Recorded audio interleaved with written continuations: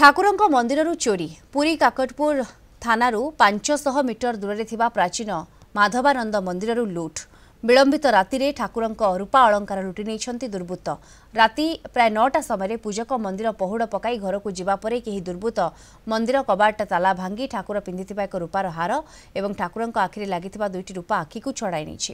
ସକାଳେ ପୂଜକ ମନ୍ଦିରକୁ ଆସି ଅଳଙ୍କାର ଚୋରି ହୋଇଥିବା ଦେଖିବାକୁ ପାଇଥିଲେ ଏନେ କାକଟପୁର ଥାନାରେ ମାମଲା ରୁଜୁ ପରେ ସାଇଣ୍ଟିଫିକ ଟିମ୍ ସହିତ କାକଟପୁର पुलिस घटनास्थल पहुंची तदंत आरंभ करिसेंती पूर्वरु मध्य मंदिर दुर्बृत्त माने प्रवेश करी मंदिर विभिन्न पितल बासन हंडा थाली घंट को चोरी करि नै जाइथिले तबे एपर्यंत चोर धरा पड़िनी किंबा चोरी सामग्री उद्धार करा जाई पारि नाही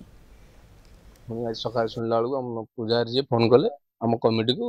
मु चली पाखरे सकाळ सुनली दौड़ी आसली आला पर समस्त हम पिला डकलु कमिटी सब प्रत्येक नना मान आसते बेलू आम मंदिर ठाकुर गोटे हार आखि दुटा जाइए दुकान पूजा सामग्री दुकान गोटे ड्रिल मेसीन जाइए